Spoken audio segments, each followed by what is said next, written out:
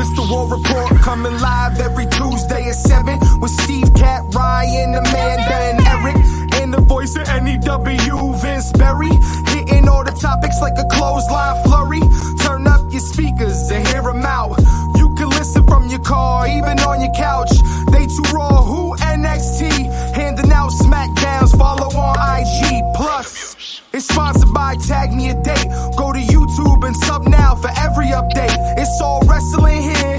No safe space, now listen in. Time to hear from some of the greats.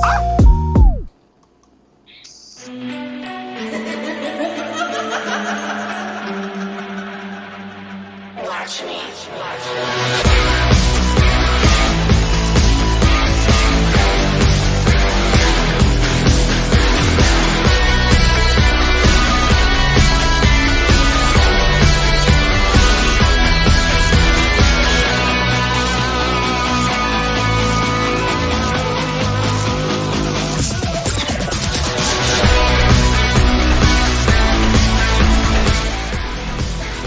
Welcome everybody to another edition of the War Report After Dark. A little Liv Morgan for you. It's Mitch's day today. It is Mitch's day. Mitch is celebrating. What a great weekend. Mitch is like, this is the greatest weekend in wrestling history. Well, we definitely have a lot to break down. This is going to be a good show. Man. We do have the King and Queen of the Ring results. We have what took place last night on Raw, which we've seen coming for a while. And we also do have a little AEW Double or Nothing that we got to get into. So we got a packed show, and we only got an hour to do it. But welcome, everybody, to another edition. Vince Berry, welcome back. You were missed last week. I know you're doing better, and we're all thinking about you. Yeah, so. Thanks, guys. For those of you that don't know, my cat that I rescued, 9 years ago when she was a kitten, passed away last week. She got sick. That's the funniest shit ever. Timing. No, but I appreciate everybody that reached out, because when you guys heard about it, you were all very, very supportive. So you guys and all my other friends online and otherwise were all very nice to check in, during a difficult time. So thank you guys. And Kat, there's a very nice gift that came to my door today. Donation to the Lynchburg Animal Rescue on behalf of you guys. So thank you very much. Yeah, man, absolutely. It's the least we could do. Anyone that has a pet knows it's like a family member, and It's never easy, and it's very difficult. So, yeah, it was a rough week. So again, thank you guys for being there for me. I really appreciate all of you. We're all there for you, man. It's a family. It's what we do. But moving on, we got a little King and Queen of the Ring, and it's a Saudi show, so you're not expecting a whole lot typically. Other than probably some good matches. It was a great show. It was an absolute great show. I thought every match delivered. It all pretty much went down, I'm pretty sure, the way I thought it would. Maybe one thing, but outside of that, I thought it was very well done. There were some really great spots throughout the entire show. So we'll break it all down and go through it, but I thought it was a great show. I also have to say that this is the first show in a long time that every finish was great. Yeah. Usually, there's at least one match or two where we complain about the finish. Every match finish was great, and there, some more so than others, and we'll get into that. Yeah. No, I agree. Tara says hello. Hello, Tara. Hey, Tara. It was. Every finish was great. It all made sense. I think we should just go right into it and start breaking it down. So there was a pre-show.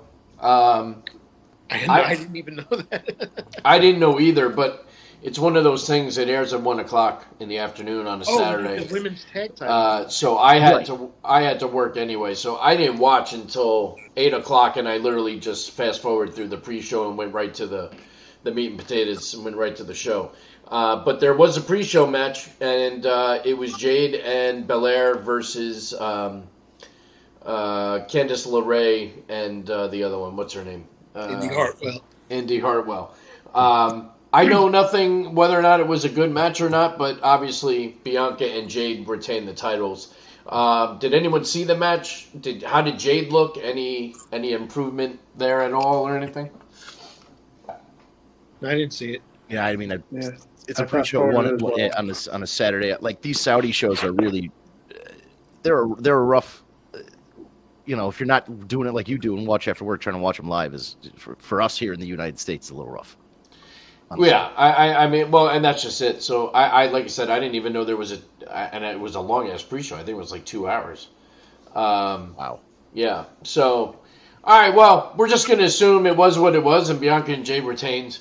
But the actual show kicked off with Becky Lynch and Liv Morgan,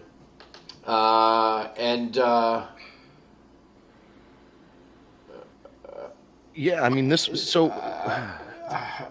hold on. This breaking news: Roxanne Perez versus Jordynne Grace at NXT Battleground. Okay. Wow. So we've got more integration of TNA wrestling with the NXT brand. Yeah, but you know what? At this point, I'd rather see someone else other than Jordynne or Grace, just because we saw it already. It would have been nice to have somebody else, but baby steps, man. So back to King and Queen of the Ring. Becky Lynch, Liv Morgan kicked off the show. It was a great match. Liv Morgan has come so far. She really has. Yeah, I'm better. Right? I mean, the mic, the in-ring. It's just amazing how far she's come, and it was a great match, and it finished the way it should with Becky losing. And of course, now we started to get the full tease of a little dirty Dom Dom, and he inadvertently, air quotes, lucky man. he inadvertently cost Becky the match, quote unquote. We'll see. But it was a great finish. Becky loses. Becky still has not signed a new contract as of yet. And her contract is officially expired.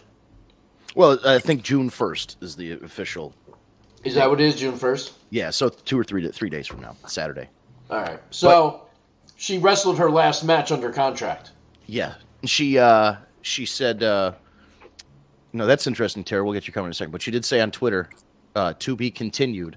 So, I mean, listen, as funny as it would be for Tony Khan to back the Brinks truck up to her house just to see what would happen. Like, I'm one of those guys that's like, you know what? Let chaos reign. Let sign her for, however millions of dollars you need to just to see what would happen.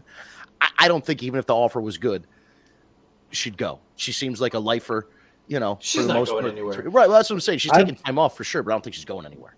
This could be a dumb question because I don't know. But, like, if she's not under contract, can she still have matches or no? They can bring you back. She could. I mean, they yes. I mean, the short answer is yes, they could. I don't think they will. Only because they're not going to try and create any kind of story or anything with the potential that she's not going to be there. The reality is they're going to use this in story that she hasn't signed. They're going to keep it hushed, but she is going to take time off. And then, she'll make her big comeback. But I'm sure she's been hitting it hard. She probably wants some time off with her daughter. Seth is still out, so they can have some time, off the road together. So I'm sure that's really all it is. But she'll be back. She's not going anywhere. And as far as I'm concerned, Tony Khan could offer her $50 million. I don't think she'd go anywhere. She's not going to leave Seth. She's not going to leave the baby. She's not going to. Right. You know what I mean? There's just too much. It's too many moving parts. But right.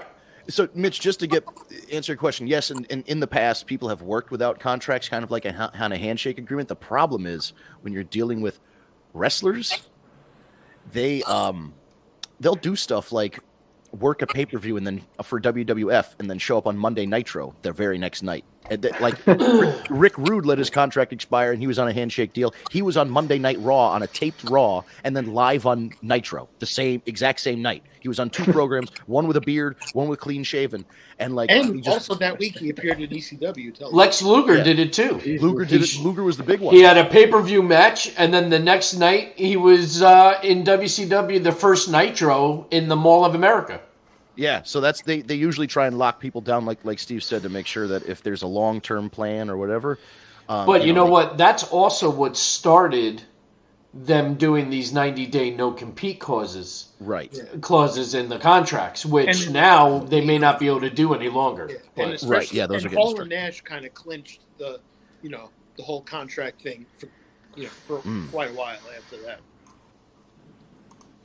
Yeah, Hall and Nash really, they did such good things and such bad things because they were so smart. They attached to a talent agent, Barry Bloom, who was like a legit for actors and athletes and stuff. So that became the norm of like getting a talent agent, which is great.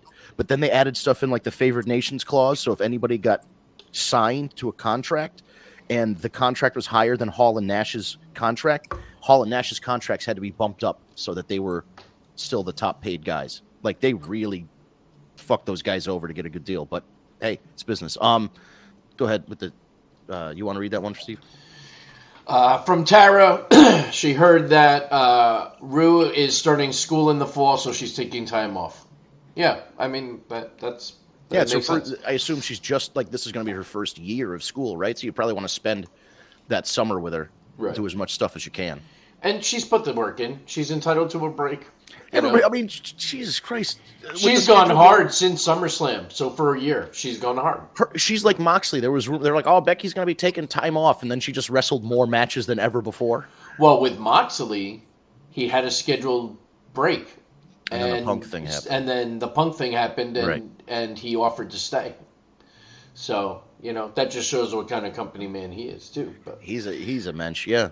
So, moving on. After that match, we had the triple threat for the IC title. So we had Gable, Big Bronson Reed, and Sami Zayn. That match was fantastic. The crowd for Sami was just an awesome crowd. It was fantastic. And the match was great. The match kind of ended the way I thought it would, with Sami retaining. And I had a feeling there was going to be some conflict with Otis, which there was. I think the whole thing worked, and the build-up for Otis leaving Chad Gable is great. I love, and we'll get into that more when we talk about Raw. But it was great. What did you guys think of the match? Oh, excellent match. My favorite part was when Otis knocked out Gable. It was great. Yeah, it was great. Yeah, they're really. I thought, silly me, I thought they were going to kind of not rush, but I thought they were going to get through the tension in this Alpha Academy thing for Gable to bring in his new group with the Creed brothers or whatever, shoot kind of. Well, it's coming. They've been teasing certain things. Like even last week, Gable was talking with them backstage. Yeah, but I just, in my mind, I was like, oh man, right after WrestleMania, usually like. There was that one Raw after WrestleMania where Triple H came out and like kicked out Shawn from DX and basically reformed DX and did this whole thing. I thought they were going to. Then X-Pac came out. I thought they were going to do more of that. Like right after WrestleMania, I thought they were just going to clean house in Alpha Academy and just go, nope, fresh start. But this is more of.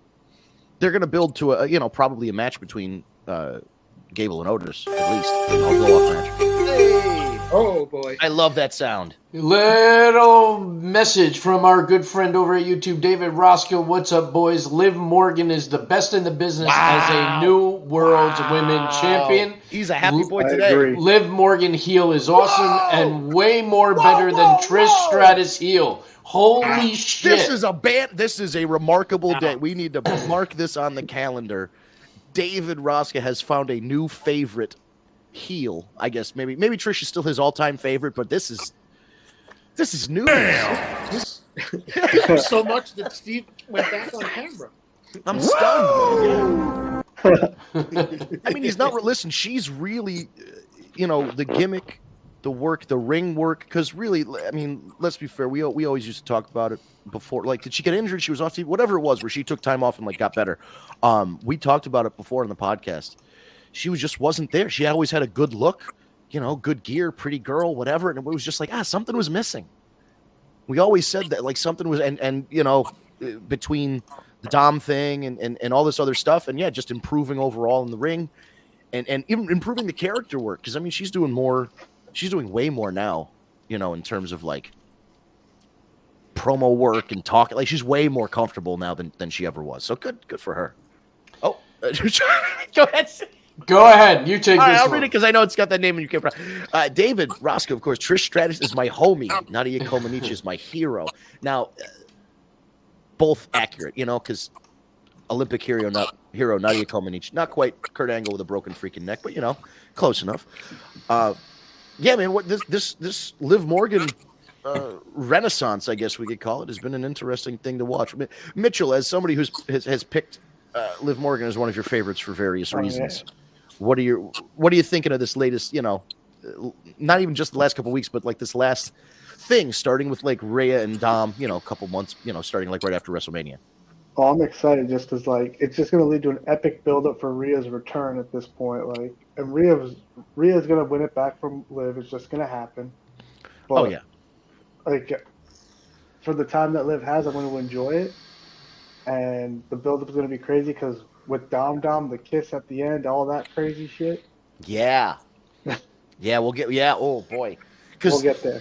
We'll get there because again, Tara even said everything was inadvertent. It's an accident. He looked like he didn't like the kiss. All that. It's like, yeah, okay, but is that really what's going on? Yeah. Yeah, he was trying to hide his chubby on the way back behind curtain. Full of shit. Bad day to wear khakis. No. It's the pleat in the pants. I'll have to return these pants to the pants store. David Rosca, here is my favorite Raw moment. Vince McMahon got arrested on December 28th, 2015. And where should SummerSlam 2025 be held at? We'll address both those individually. Vince McMahon this year is Minneapolis, I believe. This year's Minnesota, right? Yeah. Yeah. Next year, I mean, for me, SummerSlam is always, it should be somewhere summery. This is an outlandish one, and it'll never happen. But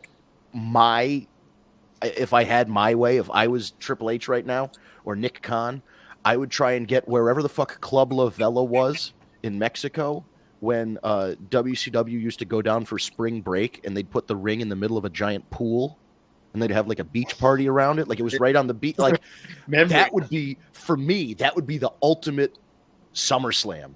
You're doing all the entrances, and they walk out, and the ramp is over water, and then there's a big like square thing in the middle, and the fucking ring is floating in a pool. It's the cool, and then of course they do there's always a spot where somebody gets thrown into the water or whatever. So that's my pick. Would be something like that. If you've never seen WCW's the Monday Nitro Spring Breaks every year for like 3 or 4 years or something like that. Yeah, it was Panama City. Yeah, and they would go there, and oh my God, that was one of my favorites. To get out of a wrestling match would just go and jump into the water and swim away. Kevin Nash once said, "You didn't know that I'm the 1997 Spring Break Cannonball champion," and then did a cannonball and swam away. One time, Sting, they had a helicopter, and Sting rappelled down from a helicopter, and the helicopter's blowing, like the fans' shirts and shit are blowing, and like Hulk Hogan's thing is blowing off his head, and they're like looking up, and Sting comes down from a goddamn helicopter. Like, that's the kind of shit you can do at an outdoor venue. So I don't know, guys. If Nick Khan, if you're one of the 100 people subscribed to our YouTube channel, hit me up, buddy. Al, what's going on, man? Welcome to the show. What's going on, fellas? What's going on, man? Sorry I'm late. Work is hectic. Future representative for the great state of New Jersey. Vote for Al. Yes, indeed. Amen. Hallelujah. Vote for Al. If any of you live in Jersey and you listen to this and you happen to be in his district, please vote for Al. Yeah. Absolutely. Yeah. Al, we're talking King and Queen of the Ring right now. We just got done with the women's title match that opened the show up. What were your thoughts on that match if you saw it? I was yes, I saw the whole pay-per-view. Thank God I saw no spoilers before I got home. Oh, that's great. So I was very happy. I love the development that Liv has. She's been doing a great job. Her mic skills, I would say they're right now based on active wrestlers, female wrestlers. It's easily in the top 5, and she deserves it. I truly believe she should hold the belt and have some very strong matches going over, clean and then let Mommy come back and whoop her ass. Well, that's pretty much what's going to happen. Liv is going to hold it now until Mommy comes back and just annihilates her. But Steve, I am very intrigued, though, what's going to happen with the whole storyline with Dominic, because I think you were the one, Steve, that mentioned it last week, like, that they were going to, like, quote-unquote hook up, and then Mommy's going to come back and take her away from him, so I would definitely want to see Dom involved in whatever storyline happens. This is definitely starting to shape up the way that I kind of suggested it was going to. We've seen this before. I like the way they're doing it. It's all an act. They're in on this together. It's going to come out, and Dominic's going to leave Mommy for Liv, and it's just going to further the story and the annihilation of Liv Morgan when Rhea returns. Now, do you think that Dominic will go back with Rhea, or is he going to stay with Liv? I think he stays with Liv, unless they turn it in the end and say that this was Mommy's work all along, because she wanted Liv to have the title, because she wanted to come back and take the title off Liv. I like it. Right? I still want custody of Dominic between these two pitches. I want put his ass in a fucking cage and hang him above the ring. It's gotta happen. A ladder match with his the rights to Dominic on a fucking briefcase. That'll be awesome. Yes. Oh my god, it would be amazing. Like it originally happened. Yes. Put his bandana, the purple bandana. It would be amazing. I think that'll be great. So the next match of the night, we had the Queen of the Ring final, Lyra Valkyria versus Nia Jax, which was a much better match than I expected it to, and I absolutely loved the finish. Oh, finish was awesome. The finish was great. Finish was great. It was It was a great way to do that.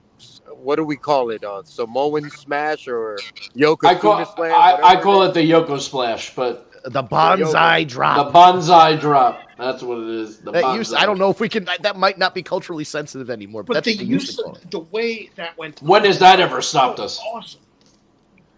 And it looked like brutal, which was it great. Looked exactly the way it was supposed to look. Yeah. Like it was flawless, and it was a great finish. I thought that was the right choice. Nia deserved to be Queen of the Ring. What she has been able to do, absolutely, I couldn't agree since more. She came back, and then the moment that she had with Triple H, which looked like it got very personal for a minute, which was great to see. And then Nia was able to switch right back into character and cut a promo. So I'm happy for her. I think it was the right decision, and she is going to bring a reign of terror as the Queen of the Ring. It's going to be fun to watch. And future WWE Women's Champion, I might add. Yeah, that's true. Well, and that's the other nice thing, because now each winner is guaranteed a title shot at SummerSlam, which is something new. And on their respective brand. It's not a pit. They don't get to pick which one. It's specific. It's on their brand, correct. So now, does that mean that Mommy shows up at the end of SummerSlam if Nia wins or Liv is over?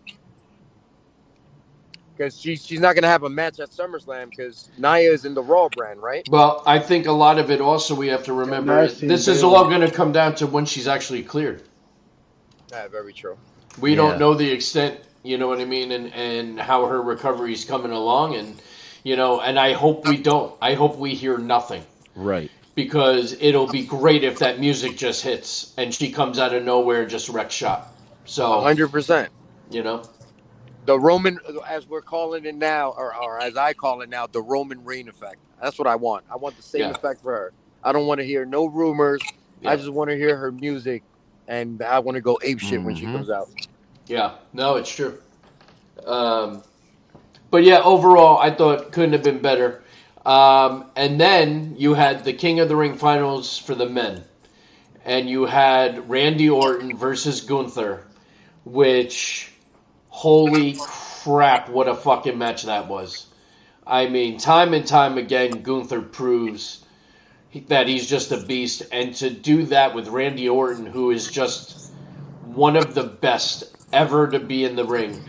It was magic. That match was absolute gold. The storytelling was great. The spots were great. The finish was great. A little controversy, too, which is great.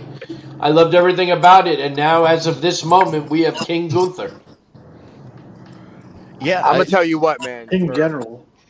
The fact that this was their first match ever and they put on that type of performance, for me, it was match of the night. I really thought it was match of the night. I agree. Like the way they went. It was, and for the first time ever, I thought Gunther looked like the smaller man in the ring for the first time I've ever seen in his life, which was crazy. That shows you how fucking in shape Randy Orton is. Yeah, yeah, he got gassed up for this last run here, man. Yeah, but, I mean, let me know, Vince, because you're like the guru of this. That's steroids, right? There's no way that's normal. Now, listen, I don't want to definitively make any statements without being the man's physician, but I will just tell you. Off the record, the only time you see shoulders like that are on bulls that plow fields. Otherwise, like, I don't know. Did he just literally just throw a yoke over himself and just like plow a cornfield for 6 months? Like, that's the only way you can get shoulders like that, unless you are, talking to Dr. Feelgood. Do you remember how skinny he was like 2 years ago, bro? Yeah, he was leaned out. Even that run like that remember the he didn't have PTSD, but whatever it was, IED, some stupid thing where he would snap. He was real leaned out back then too. Like, yeah, he's always been muscular but lean, and now him and AJ Styles went to the fucking Michelin tire factory. All right, we got to address this one. I don't know. This is strong. David Roscoe over at YouTube. Roman Reigns is way more better than Randy Orton. See, the way is what puts that.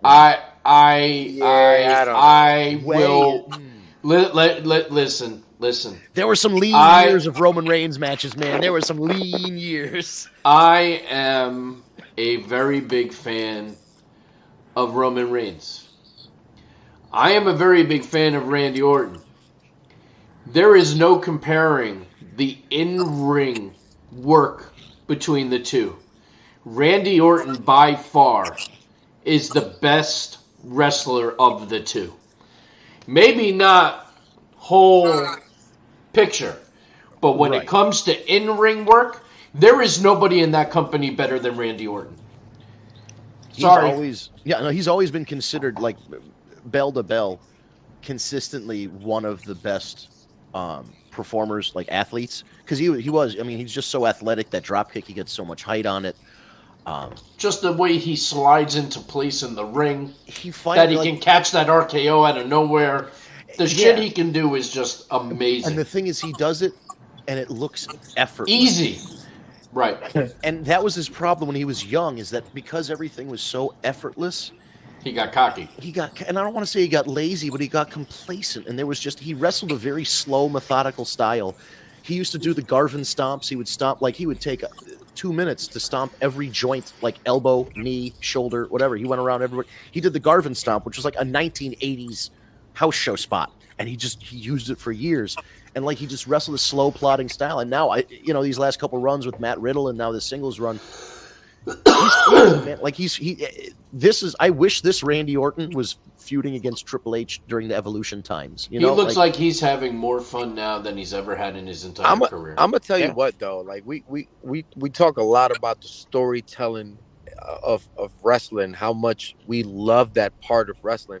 I never mind Randy Orton being so methodical in the ring. Like, that never bothered me. The fact that he was able to slow down the pace of a match and let the crowd dictate the match and feed into it. I thought that, for me, is one of the best things of Randy Orton. Like, for me right now, outside of AJ Styles, and I think he's above AJ Styles at this point because he's aged a little bit gracelier.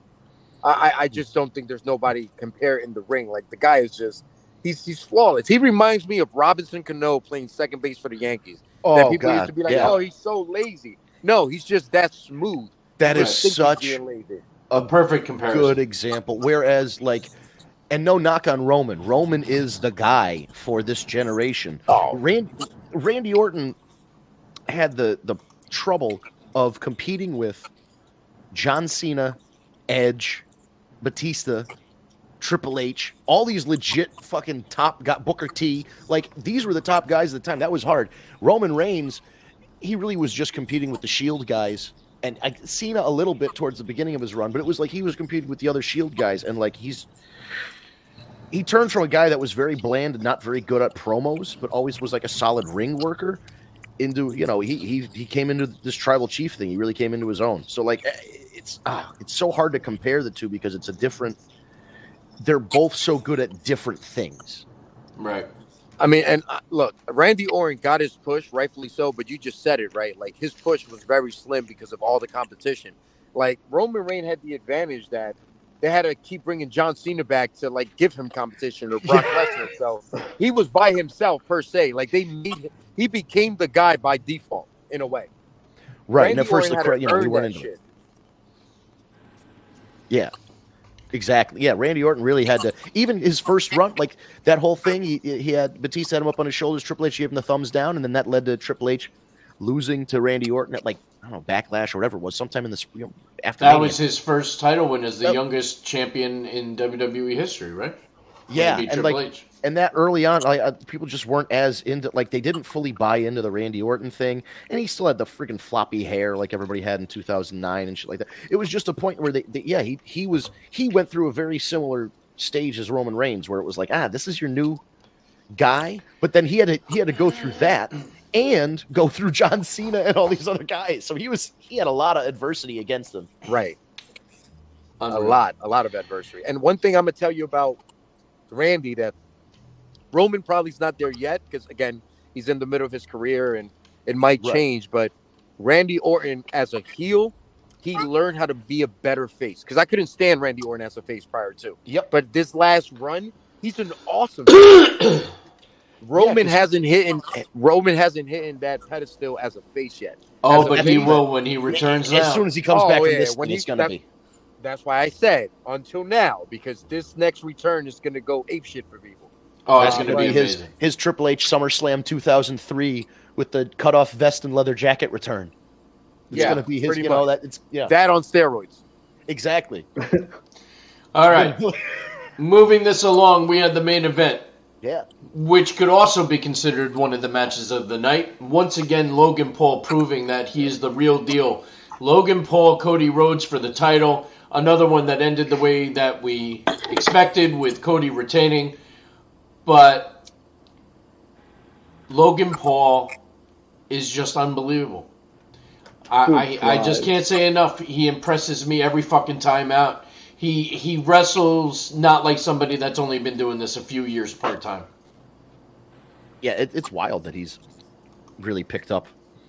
I mean, he always seemed like a good athlete anyway, and I guess those kids, you know, they grew up as I don't know what they did in their time. They were like YouTubers and entertainers, so I'm sure they did karate classes or any kind of like athletic stuff. Like everybody, they played Little League baseball or whatever it was. And I don't know, man. Yeah, he's just got to. It's very weird to see somebody just step in and just be like, "Yeah, I get it." Every time I see this kid wrestle. And by the way, I've been Team Logan for a while as far as his in-ring ability, because I just thought the kid's amazing. But it just tells you the kind of work that this kid probably put in before he stepped in a ring. And down in Florida and on Tampa, and you know, like working, because he was working in the ring for a while before he got in it. It just wasn't in the media as much. But that kid busted his ass, and every time I see him in the ring, man, it don't matter against who it is. He looks like $1 million. Like, yes, he lost the match, but for me, he wrestled a better match than Cody. Agreed. And that could be me hating Cody because I'm sick of him. I really am. I'm fucking sick of him. But I just think he did an excellent job. Like, he did not. It's one of those matches that nobody lost credibility in that match. You know what I'm saying? And that's hard to do with a world. Sometimes with world title matches, we saw it all throughout the early part of Roman Reigns' run. Yeah, I mean, look, still talk about it. Where the fuck is LA Knight? I mean, the only one that kinda held his own is fuck. Oh my god, why am I losing my mind right now? Sami Zayn. Sami Zayn's the only one that kind of held face losing to Roman Reigns. Outside of that, everybody's career. And the Yeet Master. I got to say the Yeet Master because he's still as hot as ever. By the way, I don't get it how he's 0-7 in singles championship matches, which it's another story, but that just that got me kind of heated when I saw that the other day. Who, Jey Uso? Jey Uso, it's 0-7 in fucking singles championship matches. Yeah, because he's a tag team wrestler. Well, he was. You know what I mean? Like, I just don't. The only way this works is the only title that he could go after right now would be the U.S. title, because you're not having Jay take the title off Sammy, and I don't know. Let me ask this question. He's in a weird spot. Go ahead. Because I saw that stat too, and right away I was kind of like, "Wow, really?" But to me, even though he's lost that many, his stock is still going up, not down. Like it's right. not hurting him in a way like it would some others. You know what I mean? So he has the Brian what is it? Daniel Bryan, I forgot his name in WWE. Daniel Bryan. Daniel Bryan. Yeah. He has the Daniel Bryan effect. Like, people just love him. No matter what you do, people are still gonna ask for him. And by the way, his entrance is the best entrance in sliced bread. Like, the way the crowd goes apeshit for him is insane. Unbelievable. Now, my question is this: are they saying Jay, or are they saying Yeet when they're cheering in the crowd when he's doing the whole Yeet thing? Are they saying Yeet? I think he's saying Yeet. I was saying Yeet? Boo Earns. I think it's Yeet. Yeah. All right. Well, that is King and Queen of the Ring. Anybody have anything else they want to add before we move on? Becky looked like a penguin. Oh yeah, with the suit. Yeah. I know what she was trying to go for, but Liv's Britney Spears was pulled off way better. Yeah, 100%. Oh yeah. Well, that was the iconic Britney outfit. Did you guys go over the Intercontinental Championship match? I'm assuming. We did. Did you have anything you wanted to? No. I just thought it was great, and that double suplex by fucking what's his name? Oh, that was off the insane. fucking. Oh, that was awesome. God, bro, that was. I couldn't. So much I power. don't even if what's his name? What's his name? The big guy. Braun Strowman. I forget his name right now. The other guy that was fighting with him. It was three. Bronson Reed. Even if Bronson Reed jumped, that's still impressive as hell for him to get them both over his head. Oh yeah, definitely. So, I want to start to shift gears. We have something else that we have to talk about, which is AEW Double or Nothing. And I have to say, we really need to not start from the beginning. Oh yeah. But he's back, baby. Yeah, man. He's not fucking leaving.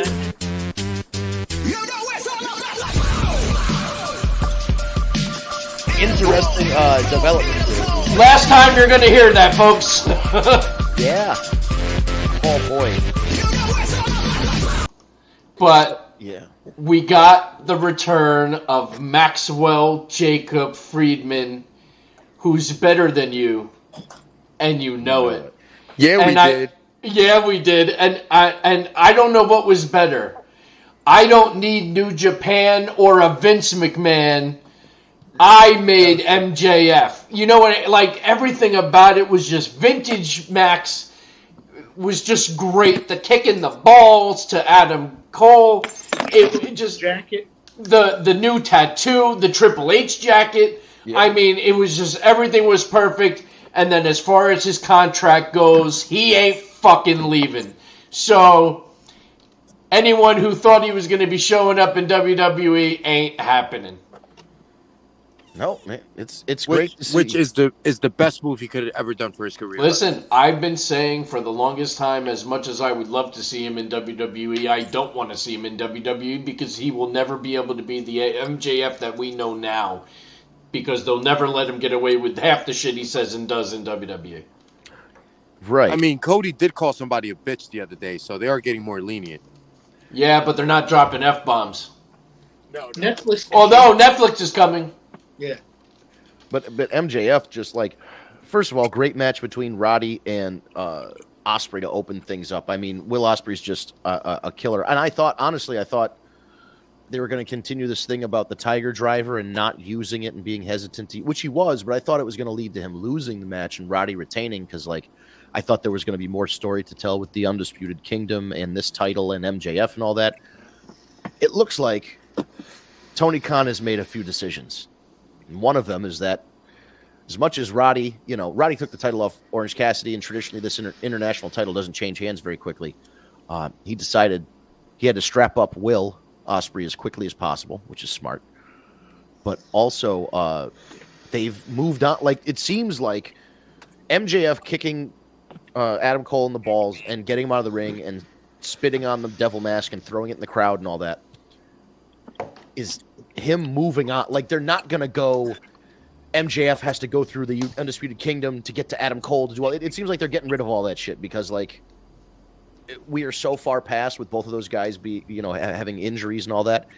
The angle that started it all isn't really relevant anymore, unfortunately. So I just feel like they decided MJF is going to re-cement himself as a top guy, which means he could be in that Continental Classic. He could be, trying to find a way to challenge Swerve, and maybe a certain Hangman comes back and says that he wants a title shot first, or maybe we get a little Hangman MJF number one contendership action. I don't know, man. It'll be interesting to see where MJF fits in this new, because this is a new AEW. Yeah. As of Swerve becoming champion, MJF is so fucking good, he'll make himself fit in any which way he fucking wants to. Oh, for sure. I mean, that's really the bottom line. I am so glad he's back. But there were so many great moments. Mercedes Moné finally getting in the ring and wrestling. It was a great match with those two. Great match. Willow is so fucking good. She's so good. I mean, that was good. And then we finally got Gangrel to help out Edge. I was so happy to not only see Gangrel, but to see the reaction he got from that AEW crowd. It was great because they blew that opportunity in WWE, and it was stupid. They should have brought him in. 1998 all over again. It's awesome. It was beautiful, and you know what? I agree, man. I think Edge pitched the Brood thing to bring back Gangrel, and that was his whole deal when he wrestled as Brood Edge for that last time. It was just nice to see that wrestling fans don't forget, and we don't forget. And I think a lot of times that's the problem that WWE has. AEW treats wrestling history like baseball history. Like real history. Right. They don't look at it like, oh, well, we can only talk about what the Yankees did. It's like, well, what about, all these other teams? So when something happens, here's a callback. Like even MJF wearing the Triple H jacket to the ring. Oh, well, that's, why is it an homage to something that they did that's happened in the WWE? It was an iconic moment in wrestling history, and wrestling fans remember it. And when somebody wears that outfit for a comeback, you know what it means because of the context of what happened with Triple H in 2003. So I love that there's a context to all of this. And the context of Gangrel coming back, I wouldn't want to see him wrestle the match, but it was perfect. He came in, he spit the blood, he did the DDT, he did the whole thing.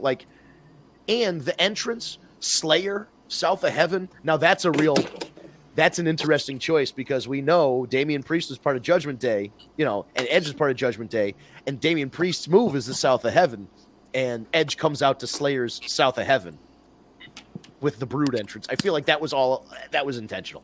Yeah, I agree. But all just like Edge coming back, it was so cool to see Edge come back, not as the rated R superstar, but throwing it all the way back to old school. The only thing that was missing was the long hair, and I know he can't grow his hair that fast, but he could have put a wig on. He could have been like Sting's son.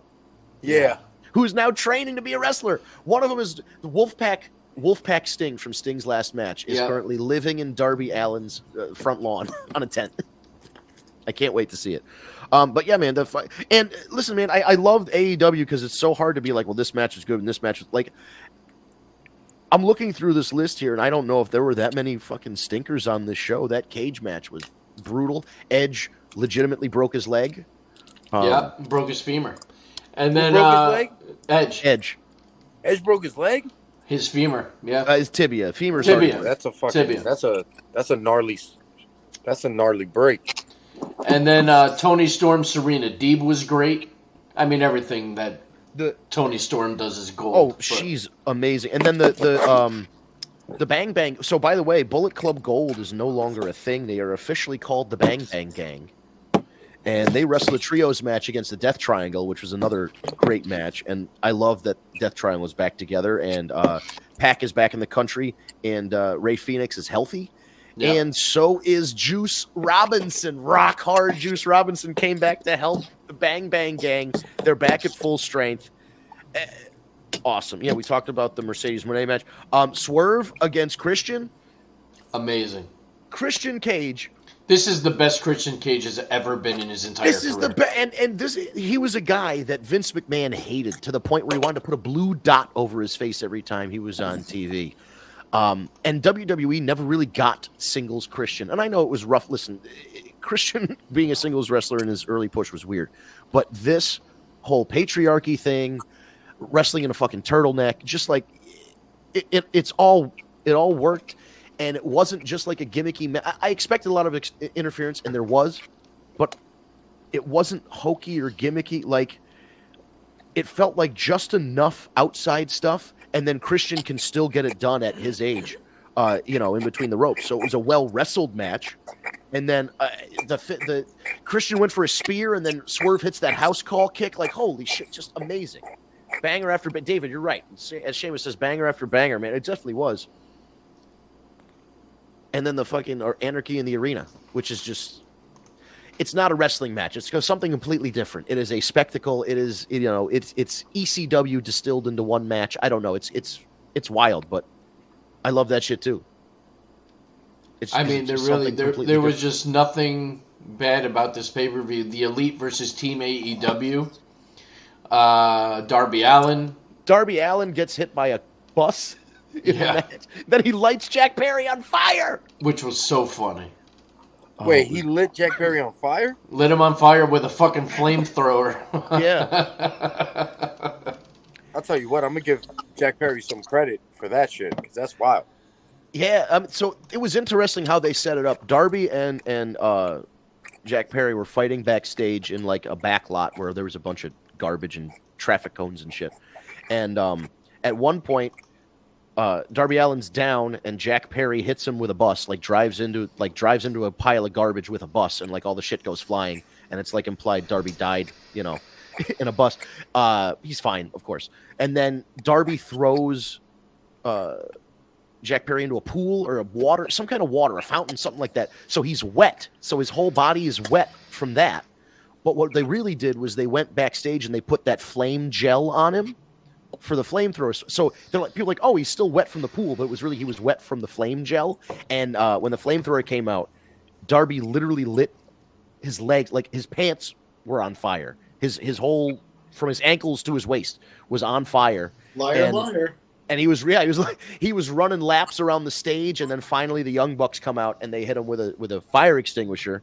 The medical staff get towels on him and whatever.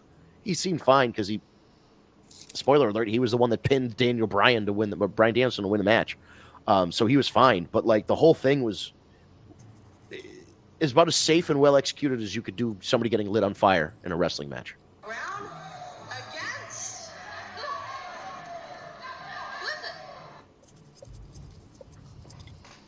just another great AEW pay-per-view all around. I mean, it's just, we say it every single time, and it just, that's one thing where they don't fall short, are their pay-per-views. Right, and people, there are criticisms, and some are very valid, of the weekly programming and the things they could be doing different, but like, yeah, there's something, they just happen to know, man. I don't know what it is, whether it's just everybody kind of locks in for a pay-per-view, but they just, we're all on the same page. I also think it has to do with the fact that because they have 4 or 5 pay-per-view a year, they don't get watered down. They have time to build the story to give us a finale. It's like with what is it? Like every month we have one with WWE, and then sometimes every 2 weeks you'll have a pay-per-view. Like, yeah, and it feels like too short of a time. It's too short of a time. You can't build nothing up.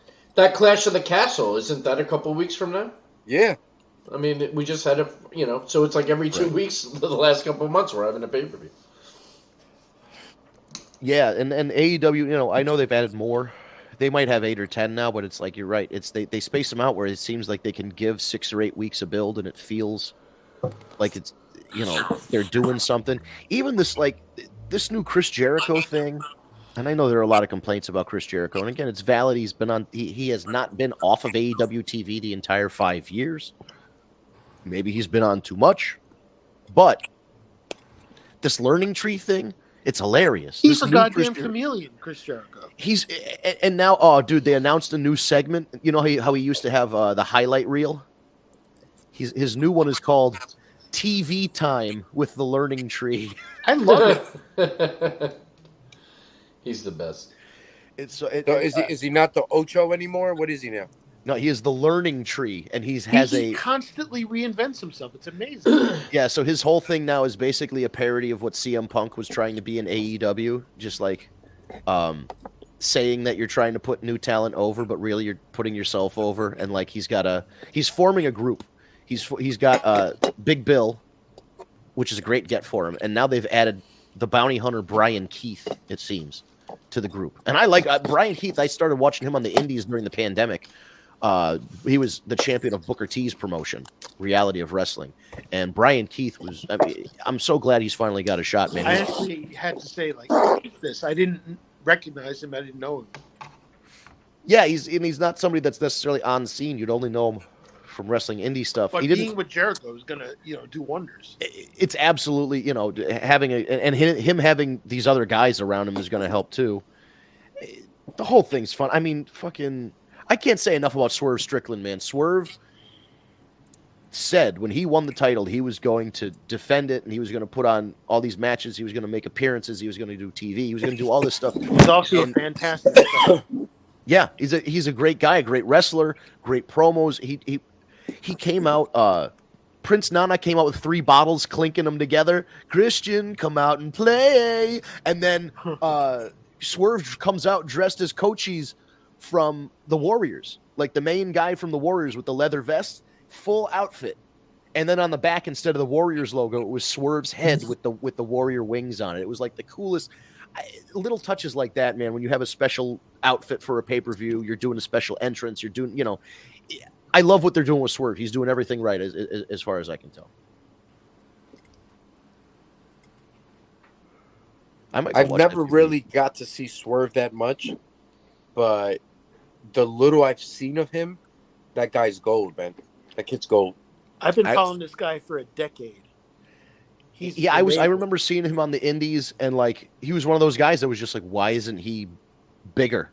And then he got signed to NXT, and then they really didn't use him, and then they brought the whole fucking group to SmackDown, and then immediately released him, and that was the end of everybody's career in that group, just about. Yeah, and it seemed like that guy seemed like such a layup for years. Even when he was in NXT, it's like, this is a guy you can just flip the switch and be like, almost like a Braun Breaker, where you can be like, hey, we're going to flip the switch. He's the guy now. And you're like, all right, he's the fucking guy. Yeah, I think he's great. And Al, if you haven't, I don't know which one I would recommend. I might recommend the Texas Death Match between Hangman and Swerve, because that's one of the. Oh, I saw that one. Okay, that's one of the ones I'm like, holy shit, this guy's good. And if you haven't seen with AR Fox, his AR, he's got indie stuff that's all over. He's got a lot of Defy wrestling stuff. Anything Lucha Underground, you're gonna. Find he was on Lucha Underground. He was fucking phenomenal. But this Sunday, was he Killshot? Killshot. Yeah, but this Sunday's match, if you want to go back and watch it, him and Christian was just like, it was a masterclass in wrestling, because it had good wrestling between the ropes, but then it had the drama of the guys interfering from the outside, and how Swerve, who doesn't have a faction anymore, they all turned on him, how him and Nana basically by themselves had to fight off Kill Switch and the Mama Wayne and Nick Wayne and everybody, the guys associated with Christian. It was a way to introduce, yes, Swerve is like a baby face now, and he has to face this adversity as a champion. and he came out. How do you succeed in this kind of situation as a first-time young champion against a seasoned veteran, multiple-time world champion? Great match.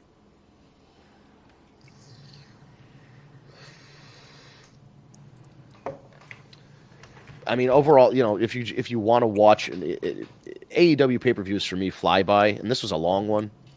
You know what it is too, though? Their talent is all great. So even if stories aren't there, their pay-per-view matches are going to deliver because their talent is just... It reminds me of the prime years of TNA. It was exactly the same way. You may not have connected with the stuff they did on TV necessarily, but they put on banger of matches at the pay-per-views. Oh, I agree. Yeah, there are some classic TNA pay-per-views from back in that era, especially like 2004 or 5 until the Joe AJ Daniels triple threats. Yes, there were 2 or 3 of them that were phenomenal. The first one was, I think the first one might have been the best one, but all 3 of them were great. Is that going to do it for us? I see the thing on the bottom of the screen. Yeah, I mean, unless we got anything else, that was a quick hour, but we were at the top. I got one more thing. It's outside of wrestling, but it has to do with wrestling. That Eddie Guerrero special yesterday. Oh my fucking God. What a great special. What are we talking about? The Eddie Guerrero A&E biography. A&E biography. Oh, they did. All right, I have it on my DVR. Oh man, it was so good, so good. Oh, I could be wrong. It wasn't yesterday. I don't know when it was. It was over the weekend, though. I think it was either yesterday or last week. I had it in my DVR, but I finally got to watch it, and oh my God, it was so good. And what's amazing is that it was 2 hours long. It didn't feel like it at all.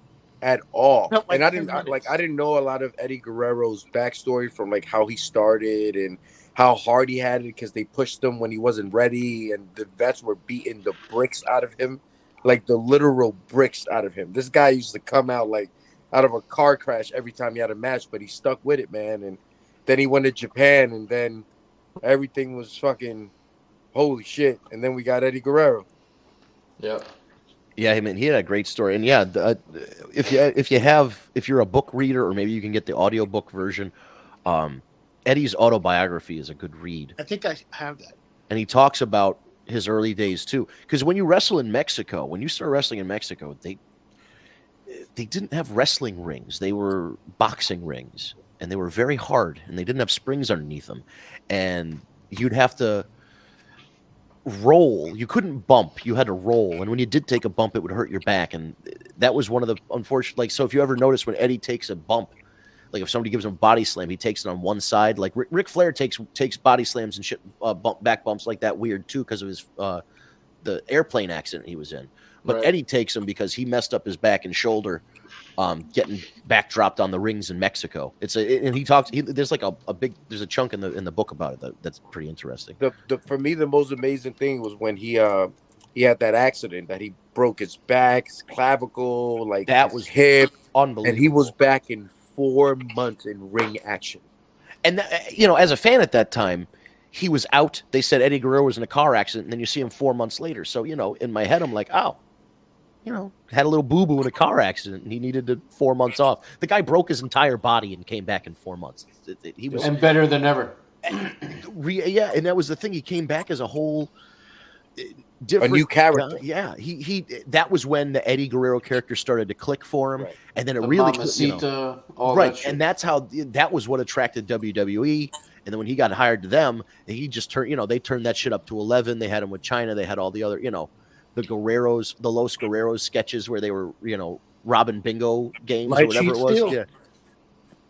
Light Chain Steel was amazing. I love the point, like especially like me as a Latino man, like it's true because back then when we watched wrestling, like you think about movies, there was a Spanish guy, a Mexican in the movie. What was he doing? Robbing people. He was a gangbanger, standing people up. So he literally took that narrative and flipped it right onto people, and people ended up loving it.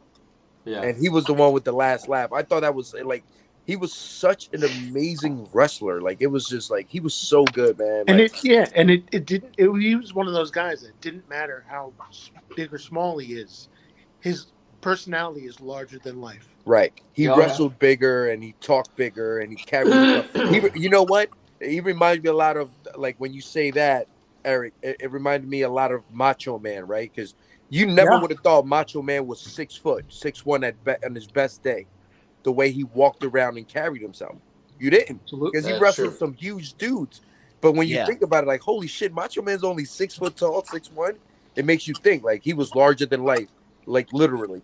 Yeah, you don't understand how big WWE wrestlers are until you meet them. Like, oh, it's insane. I met Bob Holly once, hardcore Bob Holly, when you see him on TV against, he wrestled Brock Lesnar at Royal Rumble like 2003 or something, and he looked like a child. I met Bob Holly, and he is a mountain of a man. He's fucking enormous. I met Billy Gunn. Billy Gunn. Next to Billy Gunn, he's freaking tall as hell. Billy Gunn is another great example of that, because he was another guy when he was in the ring. He's in the ring with Triple H and The Rock and The Undertaker and Kane, and you're like, he's like an average height guy. He's a monster. He would kill any of us. Even guys like the Rock and Roll Express, who may look smaller on TV, they're huge in person. Ted DiBiase. Oh yeah, was another bro. one. But even some of the small guys are huge. Like for instance, right? HBK. HBK was 6 foot on his best day, but he was a thick fucking human being. He was just a thick human being. Yeah, he didn't have the abs, but he had the thick boy abs. Yeah, right. The outer abs. Right, yeah, the outer, yeah. But that's like, when you see a guy like that, you know he can, like, if a guy has abs like that, that's from fucking bar fights and shit. You know what I mean? Like, that's a guy that's lifting beer kegs and right. He can end your life. And it never helped him. All his bodyguards were fucking 7 feet. He had Psycho Sid. He had fucking Diesel. These guys were huge around him, bro. Triple H wasn't a small guy by any means necessary. He made him look small. Yeah, it's so weird because everybody's larger than life. Even Taz is like maybe 5'8" at best, but I met him in his first WWE year, right? Yep.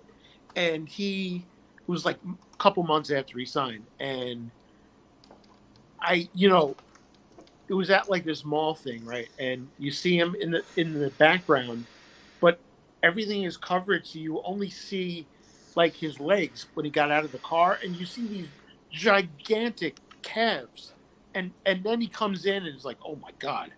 What about I remember the first time I saw Brock Lesnar. I mean, not Brock Lesnar. I'm sorry. What's his name? Kurt Angle in the wrestling ring. I don't know who he wrestled his first time, but the guy wasn't that big, and I'm thinking about like, oh, look at this like middleweight wrestler trying to make it in WWE. This fucker's 232 pounds jacked. Yeah. Yep, dude, he's a huge human. Everybody in WWE is larger than life, so that even the big guys look small when you're compared to like the giants. And Taz, I met him at either a tire shop or a auto. I think it was a car dealership around the same time as you, Eric. And he was, when you buy one of those freezers that only comes up to about your chest, like you put like frozen meats in them. Mm-hmm. I got one of those. Right, so he's about that tall, but he's also that wide. Like he was all thick muscle. Like he was a walking barrel. Right, dude. Yeah, he was like I don't know. I'd want to take him and put him in front of me at like a Black Friday sale and just have him lead the way. You know what I mean? Like he could push everybody out of the way. The kind of guy you just want to go to a bar and slap people for no reason, just because he's with you. And be like, yo, did you see that guy? Just because you slap somebody, be like, yeah, he with me. There are very few people I met in wrestling that I was legitimately intimidated by. One of them was Nick fucking Gage, because he's a legit felon. Not a bad guy. Was very nice when I met him, but was like, oh, you're Nick Gage. I felt Taz the same way when I met New Jack. Yeah, I bet I would have. If I ever met New Jack, I probably would have felt that way too. Taz, he was like, I don't know if he was playing it up or whatever, or maybe he was just in a bad mood because he was at a car dealership at 8 a.m. signing autographs. I tried, he was a man of few words, because usually on TV, he talks, he's got the accent, the whole deal. I was like, hey, Taz. He's like, what's up? Long day, a lot of travel. Yeah. Like and he kept the sunglasses on, and he was just like, ooh, he had an aura of like, be nice be polite, say what you have to say, and then make your exit because he's nice until he doesn't. He's like Tony Soprano, nice until he doesn't have to be nice. It's like, back off. Roadhouse. Yeah. So I guess that. Yeah. On that note, we are top of the hour. Man, goodness. Thank you guys for tuning in. Just go through the chat real quick. The team I wanted to win was the Vegas Golden Knights, and they got eliminated. So I don't care who wins the finals. Oh man, Matt Brown, Go Rangers. Go Rangers. Oh, there we go. That's about as local as I can get since the Whalers are gone. Go Rangers. Matt Brown says Ronda Rousey, nobody Williams. Matt Brown is her husband, right? Show a little bit of humility. Yeah, I mean, I don't think there's nobody but herself to blame. I think there's that situation is a combination of, a lot of egos and a lot of people who think they know best for different things. And she wasn't wrong about Vince McMahon. And that's the thing. She was a woman in a powerful situation dealing with Vince McMahon, where Vince McMahon is usually dealing with women who are not as powerful as him or as influential, so he can kind of like throw his weight around. And I can see them clashing personality wise. And last but not least, Chris Pronger. You've mentioned him before as a hockey player. I mean, I'm not super familiar. I just pulled up his Wikipedia page and it didn't really trigger anything for me. But it was like, man, when I was growing up and when he was playing, it was all about the Whalers for me, bud. So that was where my mind was at. But David, we appreciate you being in the chat. Of course, Tara was in here nice and early as well. Thank you as well for throwing in your comments and chiming in and listening. And Kat, I know you couldn't make it tonight, but you were listening and you were in the chat as well. So thank you guys for tuning in. Thank you to everybody that's listening. Whatever platform you're on, we come back next Tuesday live, 9 p.m. on Eastern time. So whether it's YouTube, Twitch, Twitter /X, Facebook, or LinkedIn, you can find our stream. Most of our social media is at Tag Me a Date, no spaces. It's all one word. You're going to find our Facebook page from there. You're going to find our Twitter /X. You're going to find our Instagram and our TikTok. It's all at Tag Me a Date. Go to the YouTube, Tag Me a Date, hit the subscribe button and hit the bell to get notified when we go live for our shows. Go to twitch.tv/War Report, WARREPORT if you prefer Twitch. Twitter, again, our live stream is there, and it is at Tag Me a Date. And then you can see the Facebook page as well, at Tag Me a Date, all that good stuff. Our archives are all up there. You can scroll back. I mean, if you want to try and scroll back on the Facebook, you can do it, but it's probably easier to go on the YouTube, go back if you want to listen to a show. The WrestleMania shows were a lot of fun. If you haven't listened to the WrestleMania shows, and, basically pick a pay-per-view or pick a show, or if you're looking to see what we thought about it, find the podcast around the time of that show. Go back, even if you want to go back a few years, you can get our opinions on what's been going on. And aside from that, we have Ethan Page just showed up on NXT. Okay, good for him. He just left AEW recently, so I didn't even know he left AEW. Yeah, like it was weird because it was just he just kind of seemed to. I think he was one of those guys that didn't get fired. His contract just let out, and they just didn't re-sign him. Good for him to show up in NXT, man, because he deserves a shot somewhere. I don't know what it is about him that it hasn't clicked yet in some promotion, but it should. He's got a good look. He can talk, and he can wrestle. Yeah, nobody really knew. All right, so other than that, subscribe to the audio version of the podcast if you prefer. If you don't like the video, you can always go to iTunes, Apple Podcasts, Google, Spotify, Stitcher, SoundCloud. We're on there at Tag Me a Date. I think SoundCloud is at Tag Me a Date. Just look for the War Report or look for Tag Me a Date on your favorite audio podcast app. If you do look for the War Report, there are 2 wrestling podcasts called the War Report. We have an icon, the graphic that's next to the podcast in the description will tell you it's indeed the Tag Me a Date War Report. So hit subscribe on that, and basically Ryan takes the audio version from the live stream, pops it in to the podcast apps about an hour after the show goes, or within the hour of the show going off the air, so you can get it on your tablet or phone. Take it with you, whatever you're doing. If you're doing chores, mowing the lawn, you want to listen to a podcast, we can be that podcast for you. And tell your friends. We love having people in the comments, whether it's in the live chat or whether it's post show, whatever. We still appreciate any likes, shares, comments. Spread the love. We love having more people involved. So when you're listening, if you want, when you're done, you hit that thumbs up button. You can hit the share button, and that'll put it on your page, and then people can listen to it or see it. Just help us out. The more, the merrier, man. We're just trying to build a community around here, and it's a group of good people. Everybody we got is a group of good people, and again, I'm very appreciative. You guys were very supportive of me last week, and the gift that Kat sent over with the card from everybody was very thoughtful. And like you said, Steve, we're a family around these parts. So join the club, man. It's a fun group of people to interact with. So if you're listening, you're not sure you want to jump on in, tell your friends. We'll be your Tuesday night wrestling podcast, if you will. If you will. If you will. All right, guys. So that's going to do it for us this week. Again, thank you so much for tuning in. Follow us at Tag Me a Date. Whatever platform you're on, whether it's Facebook, YouTube, Twitter, etc., LinkedIn, Twitch, stay there. We're going to be there next week. Whatever page you're on, you found it. We'll be there next week, Tuesday, 9 p.m. for another edition of the War Report. Thank you so much for tuning in. See you all next week.